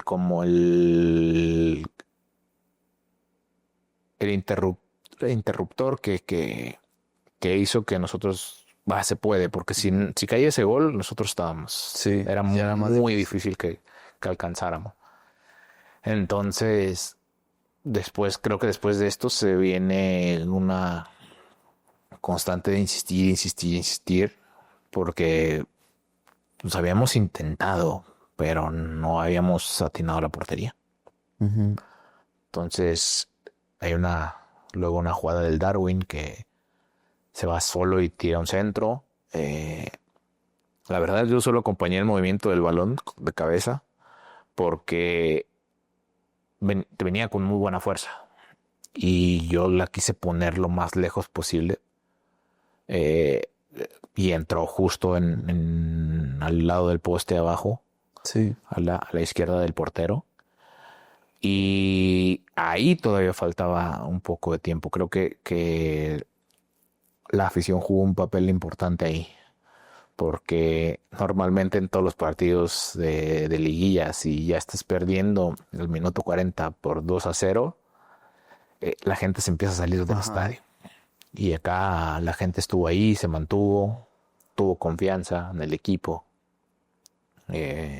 Después del primer gol, hay una imagen donde tú volteas a la banca y haces como calma, y después a la afición le haces como que arriba. Sí, porque creo que nosotros, o sea, sí fue mi gesto con todos mis compañeros, porque nosotros éramos los que teníamos que estar tranquilos. Ya teníamos un gol y no podíamos dejar que esa emoción de haber metido el gol nos ganara. Obviamente lo festejé con todo porque pues, nos ponía más cerca. Uh-huh.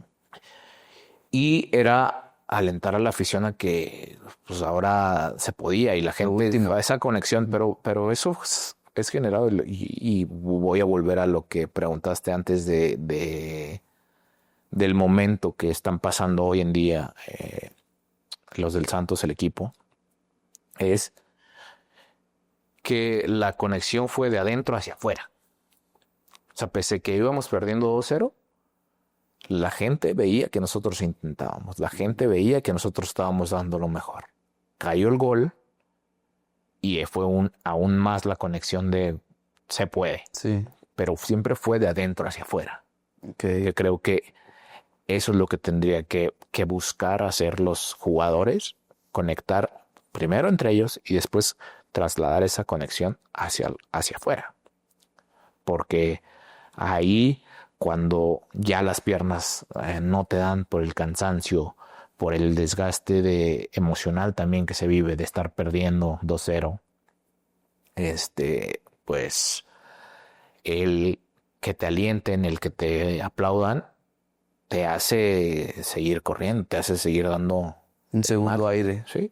Oye, y metes el segundo gol.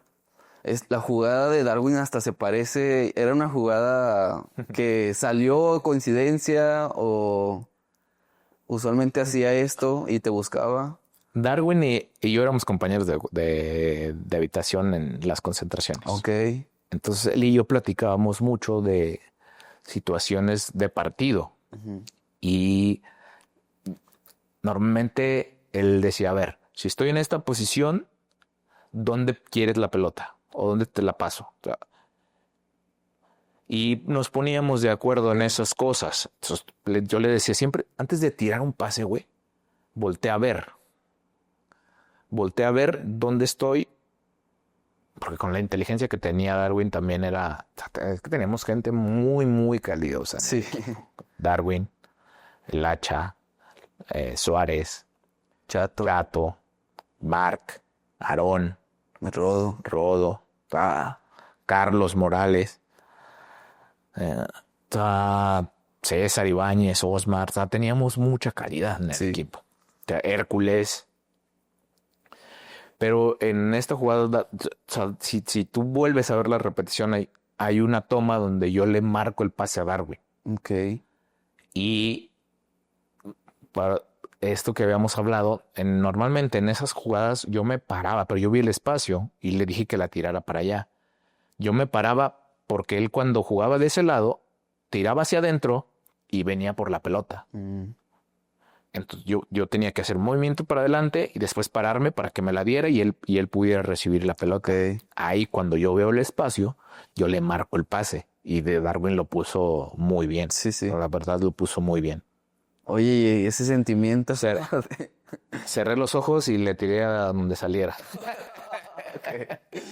No, la verdad es que me di cuenta que si no tenía tiempo para voltear a ver la portería, yo tenía que apuntar a la cabeza del portero. Ok. Porque muchos porteros, cuando la pelota les viene, o la voltean o la quitan. Son muy pocos los porteros que mantienen esa postura siempre. Entonces, Si le apuntaste a la cabeza. sí, si tú ves más atrás en el partido de que perdimos la final contra el Toluca en penales, ¿te acuerdas de 2010? Sí. Hay una jugada muy similar donde a mí me queda así la pelota también a la izquierda y yo le pateo y le pega el talón en la cabeza. Es de los pocos que mantenía la cabeza. Sí, esa era siempre. Dios, si no tienes la oportunidad de voltear a ver la portería, porque la portería no se va a mover. Ajá. O sea, se va a mover el portero. Sí. Si no tienes la oportunidad de ver a dónde está colocado el portero, es al medio y a la cabeza.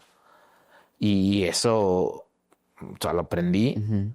Entonces ese partido, justo cuando yo pateo, Palos hace así. Uh-huh. Y pues después todo fue felicidad. Cuando cae ese gol, creo que la mayoría de ese equipo teníamos la sensación y el convencimiento que íbamos a ser campeones. Sobre todo porque estábamos jugando bien y arropados por la gente que en el momento en el que las cosas estaban difíciles, ellos te alentaban. Y creo que así debe ser, ¿no? Porque cuando las cosas están bien, pues... Y aparte ya tocaba, ¿no? Después de varias finales. Ya. Sí, ya veníamos de varias finales perdidas, entonces el equipo ya también tenía ese coraje para luchar aún más por ser campeón. Yo creo que ha sido de los goles que más ha gritado la comarca lagunera. Oribe, Cristiano Ronaldo, ¿jugaste contra él que como 2 veces o cuántas veces? Cristiano me tocó jugar contra él con selección y con el América. Ajá. ¿Y con Santos, no? También, ¿o no? No, con Santos no me tocó, yo estaba en la Olimpiada. Ah, ok. Yo estaba en la Olimpiada, entonces no me tocó jugar contra él. Lo que puedo decir es que tuve la oportunidad de gracias a Darwin, poder visitarlos en el hotel de concentración en Japón para que mis hijos se tomaran una foto con él. Y el poquito tiempo que conviví con él, a mí la verdad es que se me hizo una persona muy grata, que es muy educado y muy sencillo. ¿Y cuando lo enfrentaste? También, o sea, él enfocado en querer ganar, obviamente, pero muy, muy derecho, caballero. Okay. A mí me pareció una persona así. No sé, obviamente que todo depende de los partidos, ¿no? De la calentura y todo esto, pero siempre me pareció un tipo muy competitivo y eso obviamente que luego a muchos les pudiera parecer arrogante, pero pues es un competitivo, es alguien que le gusta ganar y que le gusta dar siempre lo mejor para poder conseguir esos objetivos. Oye, enfrentándote a alguien, ¿quién ha sido que te haya impresionado? Como que, ay, cabrón, este güey. Messi no tuve la oportunidad de jugar con él, pero me parece un tipo que está... Fenómeno. Sí, está en otro nivel. Sí. Alguien que me ha impresionado así como tal, la verdad es que no tengo a alguien así de decir. Ok. O sea, pudiera decirte que quedé sorprendido de lo que puede hacer el Tecatito. Uh-huh. Y me parece que con la calidad que tenía, podía haber hecho mucho más en su carrera. Ok. Eso sí puedo decirte. O sea, tuve muchos jugadores así. El Gullit, por ejemplo. Otro güey que pudo haber hecho muchas cosas más. El Hacha. Y a nivel internacional, ¿quién más?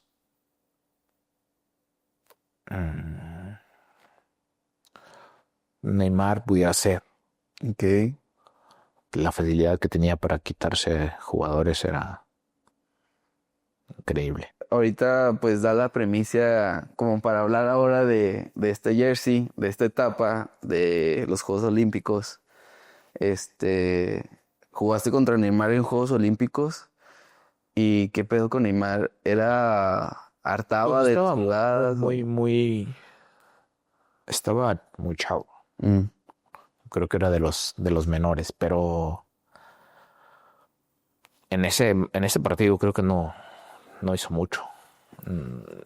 Teníamos nosotros a Isra, al piloto. sí, no dejaba. Sí, me acuerdo perfecto que después del partido compi, el Neymar que me quería hacer una, no sabe que me la pasé viendo todos sus videos, ya sabía para dónde iba a ir.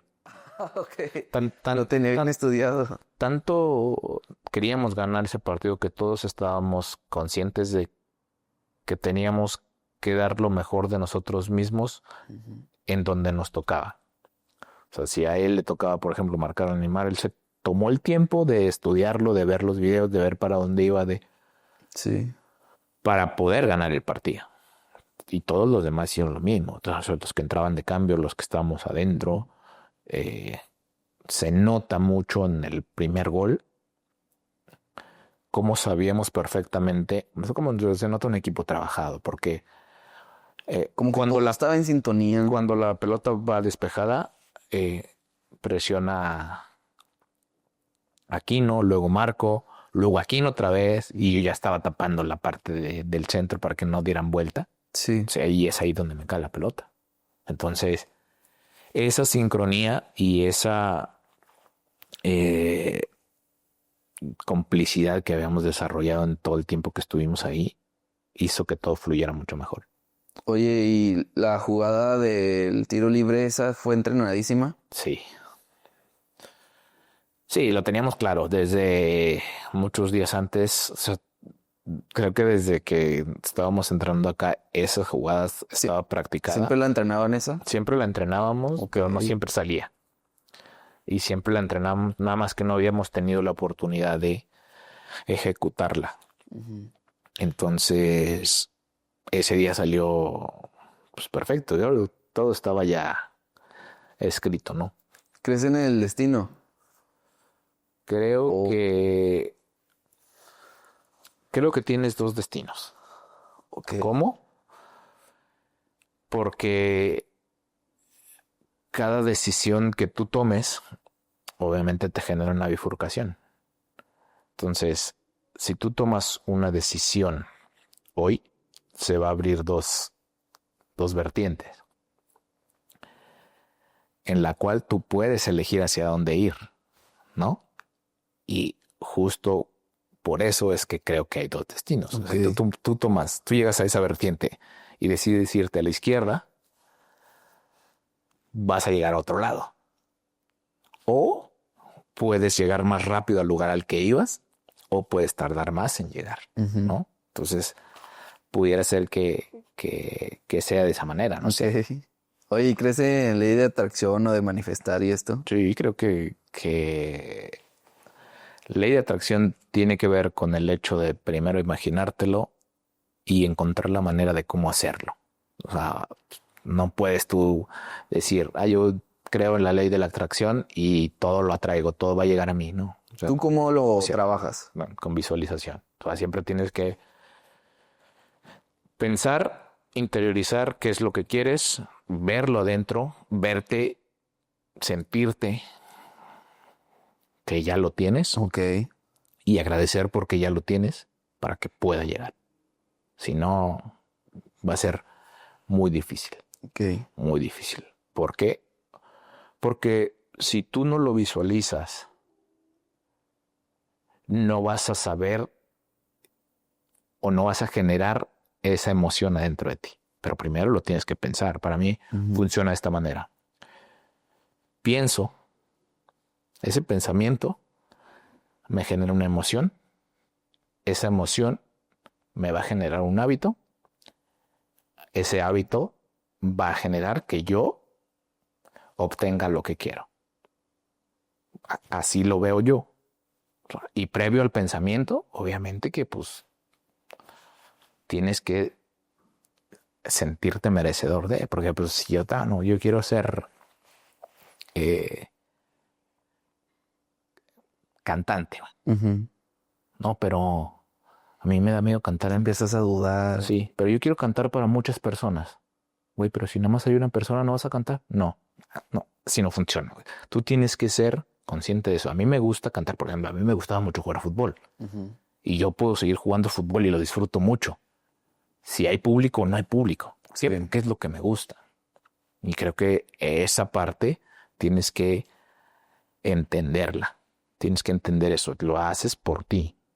Cuando tú tienes problemas de que quieres que la gente te reconozca y todo, es donde viene un vacío. Okay. ¿Nos puedes narrar a través del podio? Llega el momento de la medalla, el sentir, qué pensabas, qué pasaba por tu cabeza en ese momento. Lo único que pensaba era en que había valido la pena todo, daba gracias por todo lo que había pasado, porque todas las cosas que pasaron, todos los sucesos que hubo en mi vida hasta ese momento, ahí cobraban un significado importante. Ahí habían dicho, qué bueno que no te rendiste, qué bueno que no dejaste de luchar, que te aguantaste, que tomaste la decisión de hacerte responsable de tu vida. Ahí es donde pues al final entiendes todo, ¿no? Ya ves toda la película completa y dices, eso tenía que pasar para que yo estuviera aquí. Y nada, agradecer por todo eso a la gente que estuvo, a la gente que está. Y pues decirles que pues también eso fue de ellos, ¿no? Porque yo solo no lo hubiera hecho. ¿Qué es lo que más recuerdas de tu carrera? ¿Hay algún momento en específico que más recuerdes o que más sueñes? En mi carrera, yo creo que los momentos que tengo más presentes es saltar a la cancha con mis hijos de la mano. Esa parte para mí fue muy chido porque siempre lo quise. Eso era lo que o sea, como que era una de las cosas que tenía como meta. Obviamente, a lo mejor ellos no lo entendían, y festejar siempre con ellos, ¿no? Todas las cosas que pasaron. Oye, ¿habrá alguna cosa que hayas querido que te dijeran en su momento en tu proceso?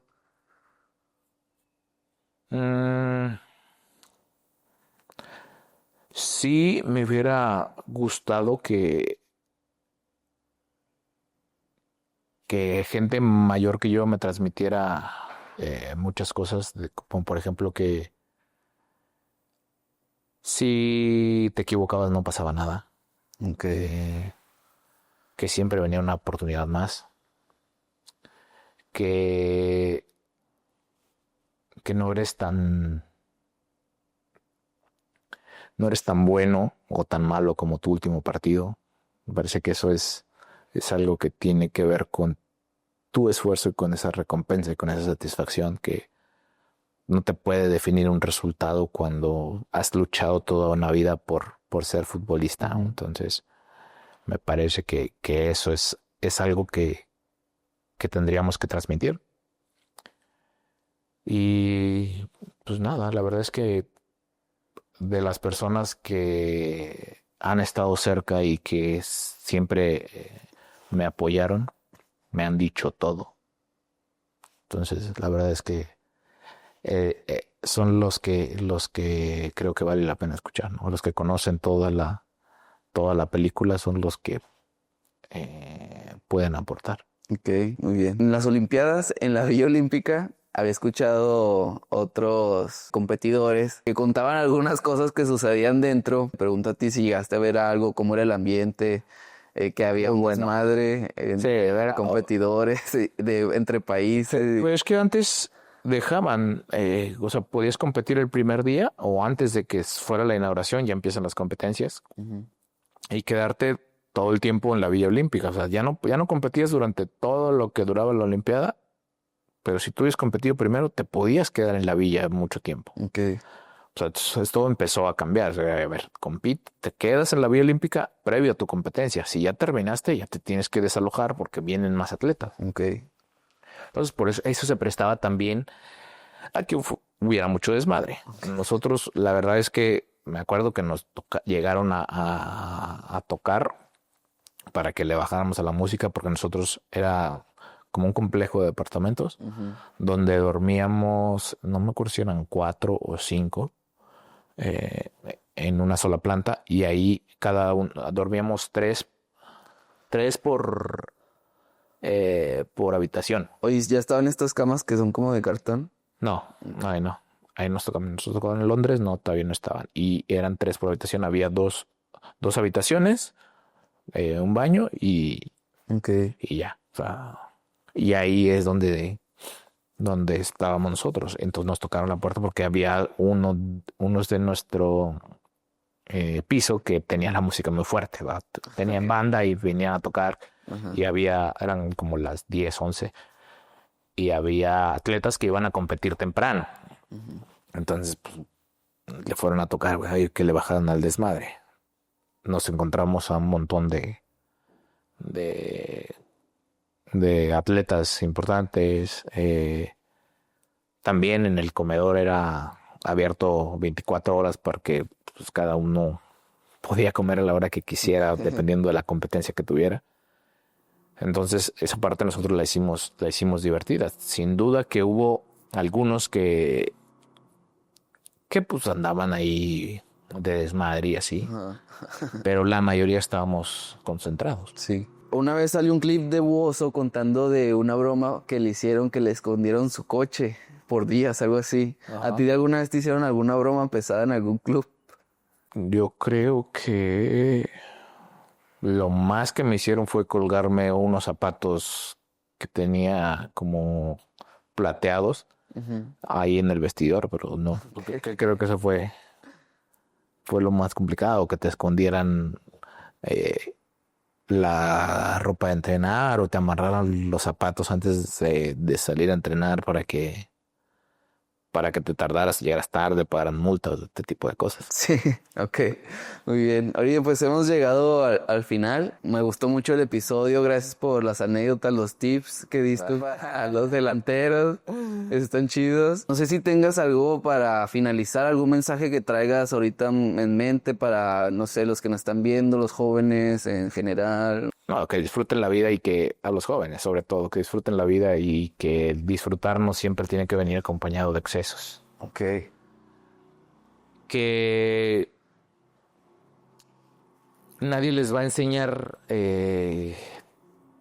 con el amor como les enseñan sus papás, porque la vida es mucho, mucho más dura. Entonces, que aprendan esa parte, que sepan y que disfruten, que se preparen, que se cultiven, que el estudiar no siempre tiene que ver con la escuela, pues aprender de muchas otras cosas. Y creo que si me preguntaran qué frase diría o qué frase pondría al cielo para que todos la vieran, sería no sabes tanto como crees que sabes, que eso te habla de humildad desde mi punto de vista. Okay. Y te deja espacio para seguir aprendiendo. Y sí, creo que esa. No sabes tanto como crees que sabes. Okay. Entonces, y de cualquier cosa, ¿verdad? Sí. Siempre se puede aprender. Siempre le puedes aprender a alguien más. Siempre va a haber alguien mejor. Sí. Y también creo que le sumaría el aprendiz de todo, maestro de nada. O sea, creo que esa fue como algo que puedes hacer. Obviamente que puedes enseñar y puedes transmitir, ¿no? Pero no te sientas que tienes la verdad absoluta. Está chido, chingón. Muchas gracias. Gracias. Muchas gracias por esa reflexión y gracias por tu tiempo, por el podcast. Igual vamos a pasarle ahorita a las jerseys a Oribe que les deje ahí la rayita. Y pues a ver si pues le regalamos a alguien a la gente, ¿no? Va. Estaría Regalamos algo. Igual hay Dale. que comenten si quieren la de los inicios, si quieren la de Olimpiadas o la de campeón del 2012. Ahí ustedes comenten. Ahí coméntenle. Y para una de estas puede ser suya. ¿Tus redes sociales, Oribe? Oribe PM en Instagram y Oribe Peralta en Twitter o en X. Muy bien, ahí están las redes para que vayan a seguirlo. Y también sé parte del Dream Team, aquí te va a estar apareciendo en las redes sociales para que vayas y nos sigas. Y te invito a que no te pierdas el próximo episodio. Carnal, nos vemos. Bye.